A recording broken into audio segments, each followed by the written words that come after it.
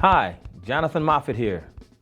In case you didn't know, I'm the drummer for Michael Jackson for 30 years. And I've been with the family for 32 years. Also worked with Elton John for 3 years, and George Michael, Madonna for 5 years, and many others. And today I want to go over with you some of the tuning techniques that I particularly use, because to every drummer, they have their own preference.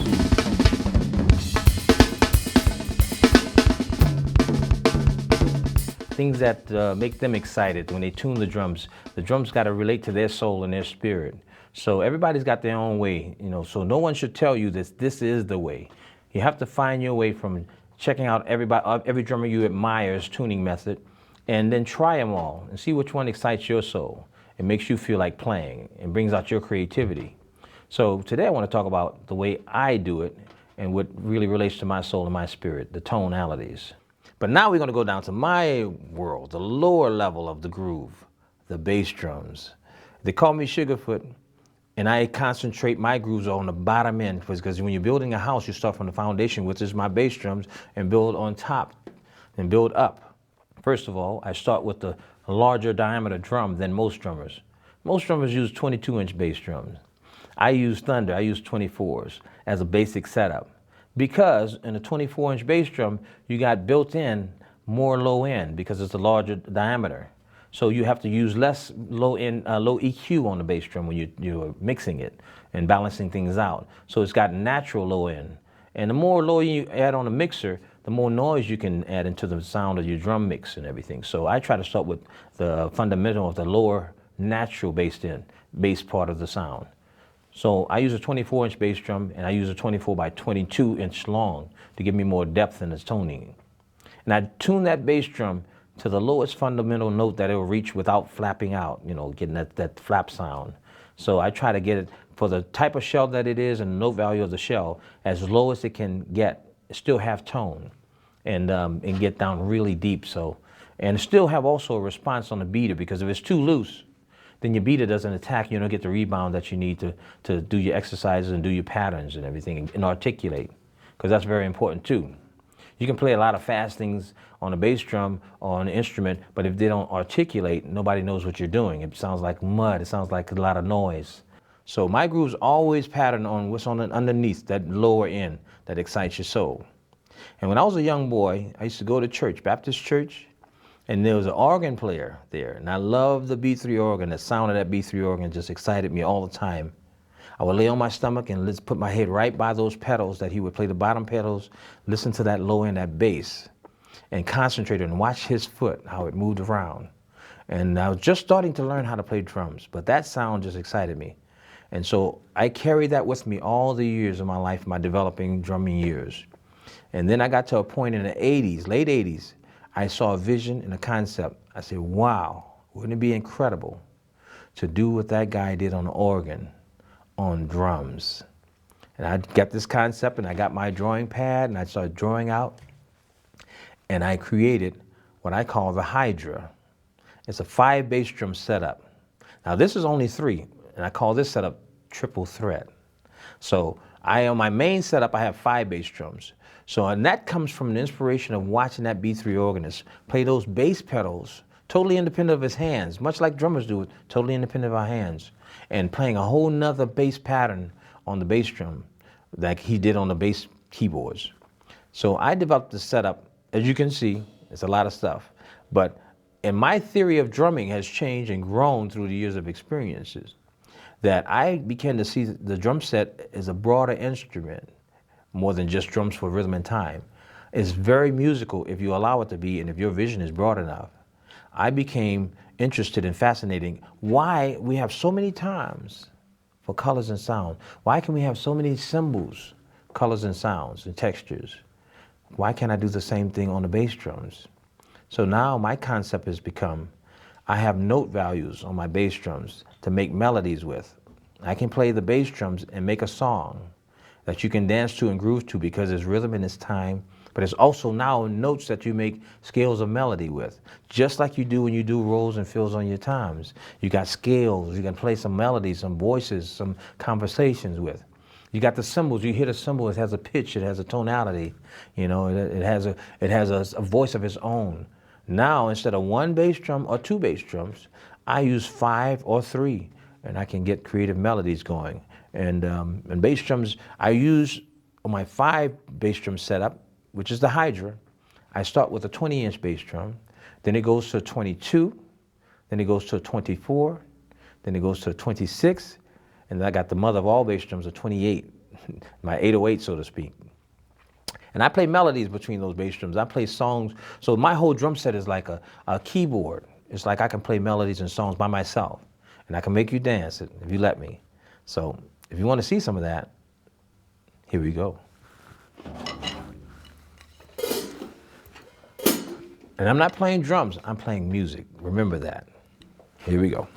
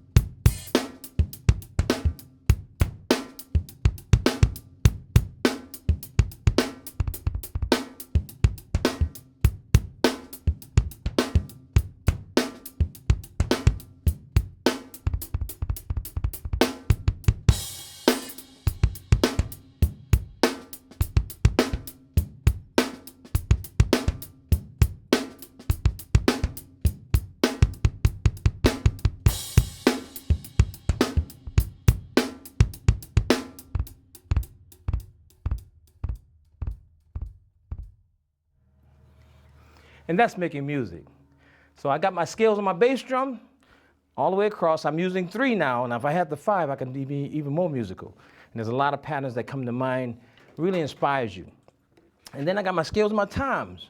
When I add them into my rhythms and my patterns, I can be musical with them. That's a whole nother scale.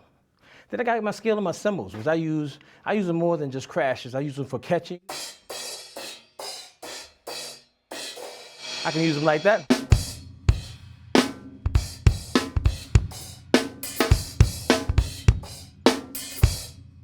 So I use them musically as well. So you got 3 scales, 3 tiers of musical sounds, like having 3 keyboards, if you can expand your mind and your imagination enough. And it takes time with your instrument to do that, to discover those things. Like I did. I spent hours a day, lots of the time of my life, trying to find myself in my instrument. You can do the same. Drums are fun. Drums are exciting. Drums are the foundation of the groove in the song. Now, drums are musical instruments, more than just timekeepers. It's all in your tuning, your concept of sound, and how broad you want to take it, and most of all, your imagination and your soul. And then on my snare drum, which is another heart of the body of the beat, I tune it all the way up. Actually, it's unusual, but from working with the band Cameo, I'm working with a great drummer, Larry Blackman, who taught me how to do this when I started working with him in '82. He used to have to come in the dressing room, bring the snare drum in there, and tune it himself. He wanted the snare drum tuned all the way to the tension rods couldn't turn anymore. And I thought it was very unusual, but when I hit it, it was an unbelievable sound. And but at the same time, I got that shocker in my arm, which wasn't too pleasant either. But I learned to tolerate that because this drum didn't give as much, being tightened all the way and maxed out. But if you can tolerate that stress on your arm, if you can live through that, you will have amazing sound on the snare drum that translates. And through the years, I worked with them for 29 years, I've gotten used to it and accustomed to it. And then when I hit the snare drum, you really know I hit that snare drum. You really feel it. It'll tear your head off, So, but it's very important, once again, because it articulates, just like the bass drum sound. And then using my method of tuning, this is what it's going to sound like once you do those techniques. Here we go.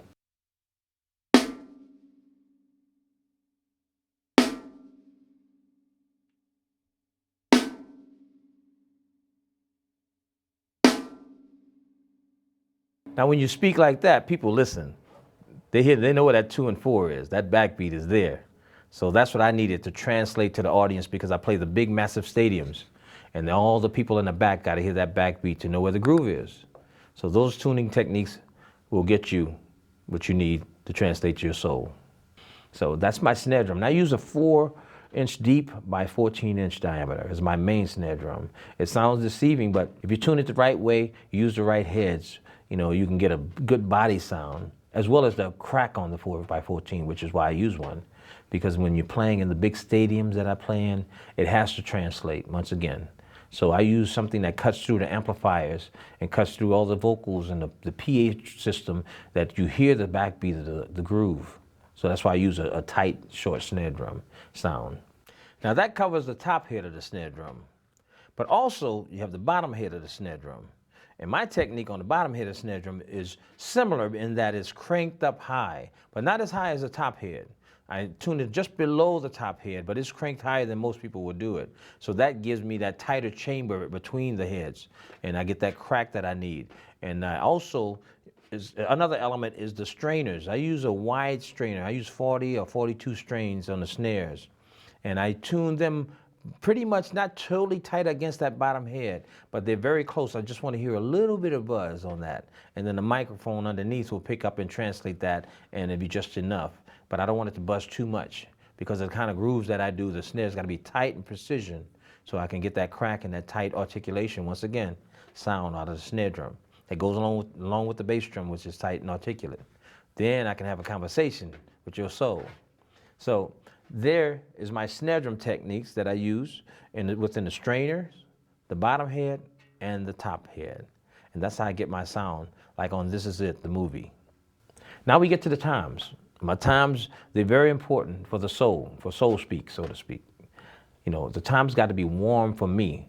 And I like really, really warm toms. Not too low pitch though, because then it starts sounding thuddy. And the only time I had them low pitch was because the artist wanted that way. And you got to please the artist.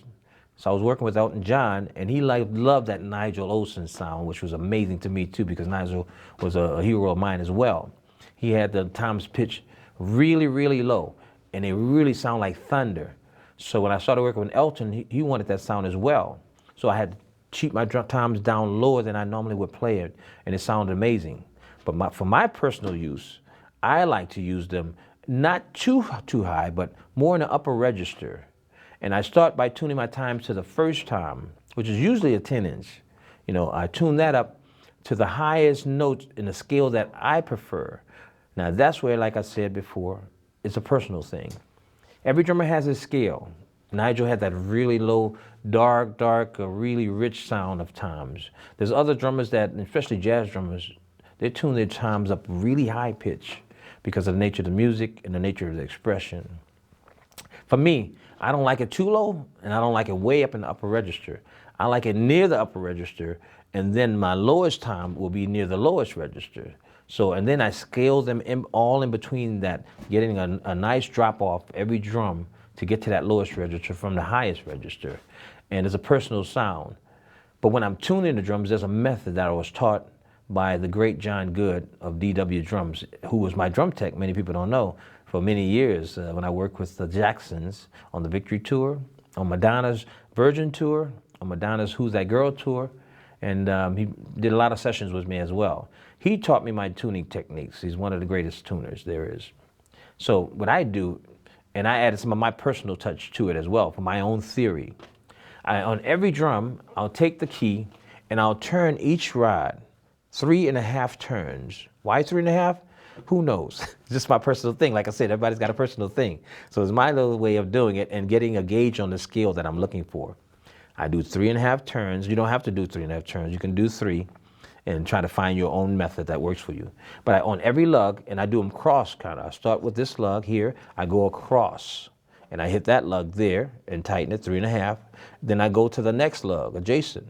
Same thing as I go around the drum, just crossing over, crossing over. And I do that on the top head. And then I do the same thing on the bottom head. Now this stretch, to me, it pre-stretches the head because there's a good bit of tension on the drum. And then what I'll do is, if it's too high of a pitch, I can go and fine tune it by adjusting back down that half turn, I should say. Just to back down that half turn. If it needs to be a little bit higher, I make fine adjustments. There's nothing wrong with that. It's not, we're trying to not to create new theory. We're trying to get the sound that excites us. So on every drum, I use that same technique on the 10, on the 12, on the 13, on the 14, on the 16, and on the 18. But I have to be sure that between the 10 and the 18-inch time, I have the highest pitch I can get on the 10-inch time, that before it chokes out. I don't want the drum to choke out, because if you tighten it too much, it can tend to choke, or the pitch can overshoot.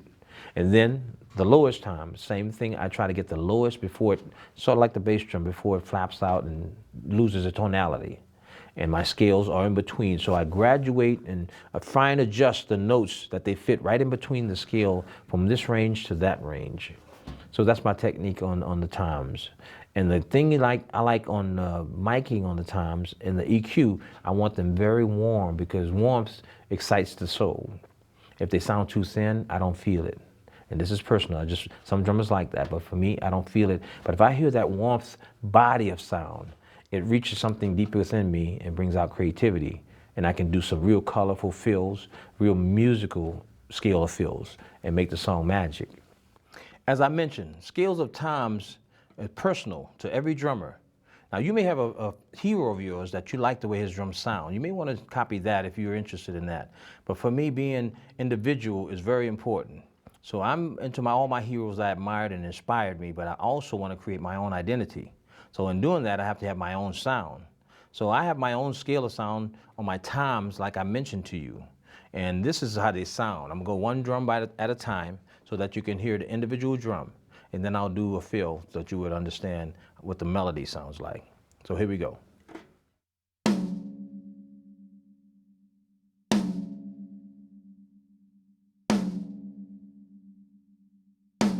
That's the 10-inch tom. I like that scale to be my upper note in my scale of drums. I want to reach this bottom note on this 18-inch floor tom, which is the thunder, and it sounds like this.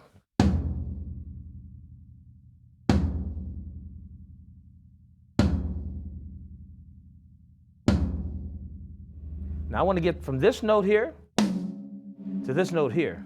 And I got to do it in increments that make it a musical scale. So I'll play all the way through the tom so that you hear the scale that I'm getting from here to here. Here we go.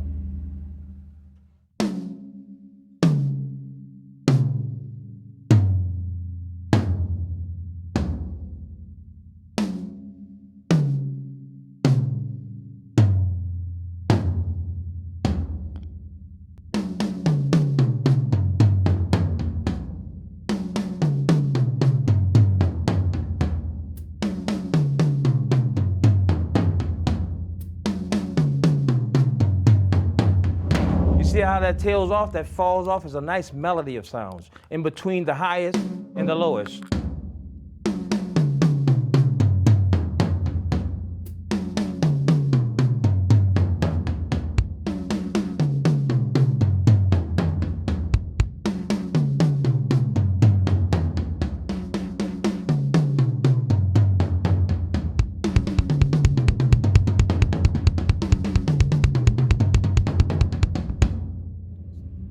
And that's the skill that excites me when I'm playing drums.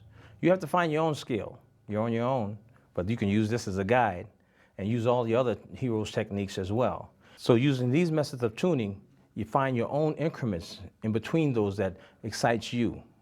Only you know where they are when you sit behind your drums and play them. It's important. And now that you've been oriented on my tuning techniques and my style of tuning and my sonics, my scales, and then also my concept of bass drums, my Hydra, my triple threat bass drum, melodic bass drum setup, and then also my scale of times tuning range, as well as my scale of cymbals I use. As you can tell, I use a lot of cymbals because I like voices, I like sonics. And so I'm gonna also play some music for you, or some music on my drums because they're musical instruments now that I have all these scales, through my Studio Live 24 Personas board, which has a lot of flexibility in it. It sounds fantastic. It has gates and compressors and anything you need to make a great drum sound, great music on anything you're working on. So also accompanying that will be my DW drums, my awesome setup. Don't you like my setup? Well, I like it anyway, I don't care. So I like it, I love it. It's fantastic drums, and I've been playing them for many, many years. And my Moffett series cymbals, as you can tell, I use a lot of them. I like voices, as I mentioned. So when people tell you this is the way to tune a drum, take it for information for your own knowledge's sake, but also know that as a personal thing. Because if you tune your drums the way they tune it, you might not feel it and express it on your drum kit the way you want to do so. So you have to take the balance of all the things people tell you, the many different drummers that you admire, and then find your tuning scale within that scale, the skills that they use. It's just about trying things, So for me, when I tune my drums, I start with the bass drum, which is the foundation of the drum kit. And it really excites me to play. If I hear that low end and that bottom end, I really get excited and I can express much, much better and give you more of my soul. So I'm a freestyle for you right now. And here we go. We're gonna roll with this now.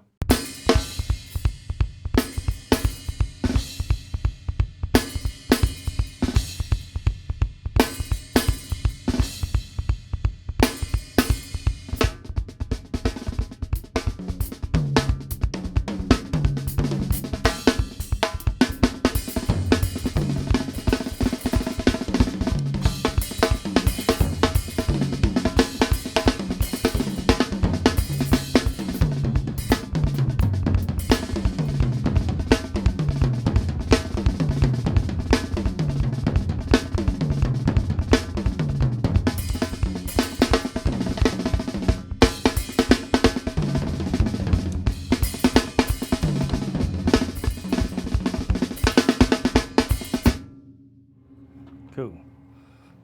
Is that right? Yeah. Awesome. Whatever. We want more though. You want more?